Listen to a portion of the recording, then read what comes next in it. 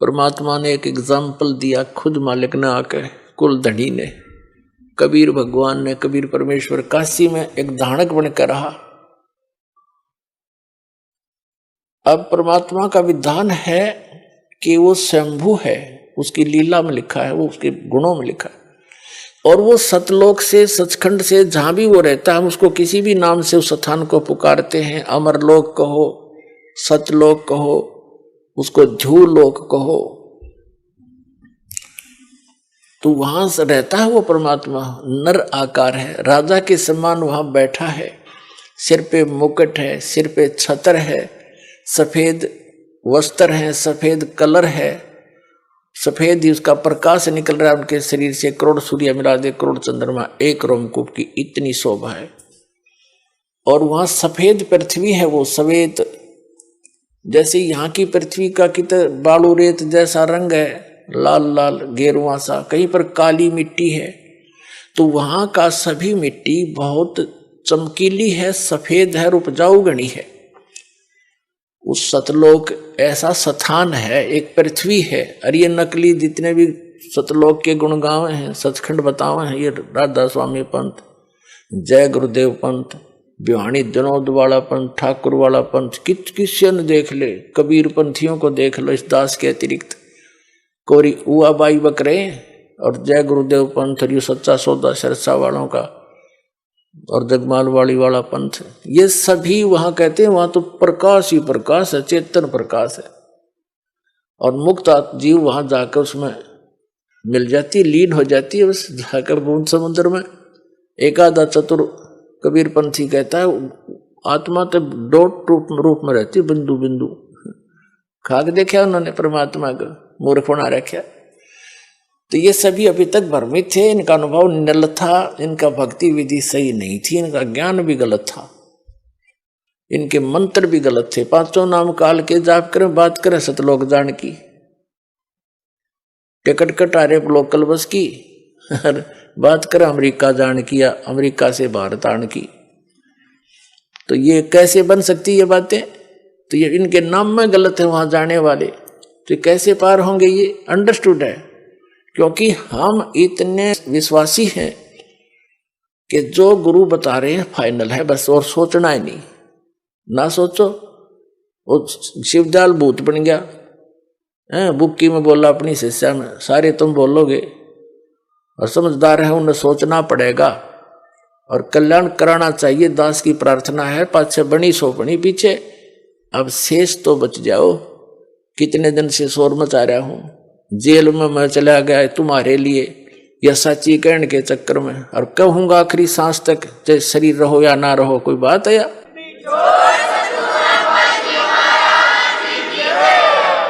असंग जन्म हो गया हमने धक्के खात्या ने के बिरान माटी, और मुझसे नहीं देखी जाती, क्योंकि दास को वो ज्ञान भगवान ने दे दिया। मुझे कोई दूसरा नजर नहीं आता, पूरी पृथ्वी अपनी सी दिखे है, सब अपने बहन भाई दिखे, क्योंकि हम सतलोक से आए हुए। यहाँ काल ने हमें मूर्ख बनाकर आपस में लड़ा बिड़ा रखा है, हमारे साथ आपस में ये मनमुटाव रखता है। घर घर में कड़ा करवा रखी इसने, सास बहू की बनती ना, नंद बहू का लट्ठम लट्ठा, बाप बेटे का झगड़ा, पड़ोसी गेल झगड़ा, छोटे से बंटवारे पर, किसी किसी काम पर सारा दिन टेंशन ग्रत रखना, इनको दुखी सताना, दुखी करना उस काल का कर्तव्य है, उसका परम धर्म बन गया है कि ये भगवान के बच्चे हैं, इतना सताए दूं और वो भी दुख पाता रहेगा हमें दुखी देखकर। लेकिन परमात्मा के सामने विकल्प यही है कि वो अपना ज्ञान देकर, अपने में आपकी आस्था दृढ़ कर कर सच्ची भक्ति करा के ही आपको यहां से ले जा सकता है। और ये ज्ञान ये तभी संभव है जब आप स्वयं शिक्षित होगे।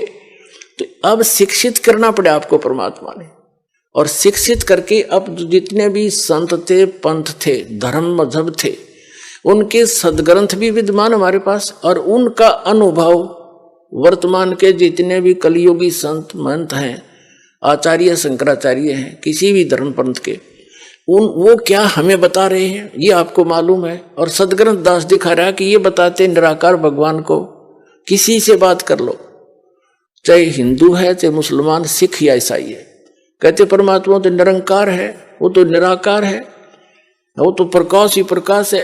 ऐसी सुनी सुनाई दंत कथा से पवित्र बाइबल आपको दिखा दिया दास ने। उसमें लिखा है परमात्मा ने मनुष्यों को अपने जैसा बनाया, नर और नारी करके उनकी सृष्टि की। तो भगवान निराकार। पूछ कर देखो किसी भी ईसाई धर्म के पवित्र आत्मा से कि परमात्मा कैसा है, वो कहेगा गॉड इज फॉर्मलेस, परमात्मा निराकार है।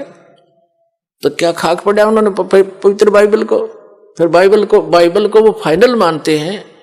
तो बाइबल में तो साकार लिखा परमात्मा, मनुष्य दृश्य है। ऐसे ही वेदों के पढ़ने वाले भगवान को निराकार बताते हैं, और वेदों में स्पष्ट लिखा है कि परमात्मा मनुष्य दृश्य है, राजा की तरह बैठा, वहां से गति करके आता, भक्तों से मिलता, उपदेश देता है, और कवि की तरह प्रक्रिया करता है। कवियों की तरह जगह जगह जाकर लोकोक्तियों के माध्यम से, दोहों के माध्यम से, शब्दावली के माध्यम से, शब्दों के माध्यम से अपना ज्ञान प्रचार करता, उपदेश देता है। और कुरान शरीफ में लिखा है कि पवित्र बाइबल ने जो समर्थन किया है कि परमात्मा ने 6 दिन में सृष्टि रची, 7वें दिन तख्त पर जा बैठा, और उसमें लिखा कि उस परमात्मा ने मनुष्यों को अपने जैसा बनाया। वही ज्यों का त्यों 40% विवरण पवित्र बाइबल वाला पवित्र कुरान शरीफ के अंदर विद्यमान है। सूरत फुरकानी 25 में आयत नंबर 52 से 59 तक स्पष्ट किया हुआ है कि वो कबीर नाम का परमात्मा है। और कुरान शरीफ के ज्ञान देने वाला अल्लाह कहता है अपने पैगंबर हजरत मोहम्मद को कि आप इन काफिरों की बातों में मत आना, वो कबीर सुप्रीम पावर है, वो कबीर अल्लाह है, वो सर्वशक्तिमान है, सब कुछ कर सकता है, और इस वही है जिसने सबकी रचना करी, वो अपने बंधों के गुनाहों से खूब परिचित है। वो कबीर परमात्मा आपके पाप भी नाश कर सकता है, आपके कर्म के। वो वही है जिसने 6 दिन में सृष्टि रची, वो कबीर नाम है उसका। और 7वें दिन तख्त पर जा विराजा। उसकी खबर किसी बा खबर से पूछ देखो, जब तख्त पर जा बैठा निराकार कितना हो गया। मुसलमानों को पूछ लो भगवान कैसा है अल्लाह, वो तो बेचून है, बेचून मान निराकार। इन पवित्र वेदों को पढ़ने वाले इनसे पूछ कर देखो, अभी तक आपके पास सबका विधान है, हिंदू धर्म में आप जन्मे हो, इनका तो खूब पता आपको। ये भी कहते हो परमात्मा निराकार है, और आपने दास ने उन्हीं के अनुवाद को आपके सरोवर कर दिया। इन अंग्रेजों का कराया हुआ अनुवाद, इंजीनियरों का, इन आर्य समाजियों का आर्य निराकार बताएं, और खुद अनुवाद कर रहे हैं। भगवान राजा के समान देखा जाता है, वहां से गति करके आता है, भक्तों से मिलता है, उपदेश देता है, कवि की तरह घूमता है, और फिर भी निराकार बताओ। सबकी बुद्धि घुमा रखी काल ने। तो पुण्यात्मा अब रजा हुई है परमात्मा की आपके ऊपर। अब आपकी रुचि बढ़ेगी इन प्रमाणों को देख के, सचमुच सारी बात सच्ची, और वह ऐसी सृष्टि है, वहां सब मुक्त प्राणी ठाठ से रहते हैं।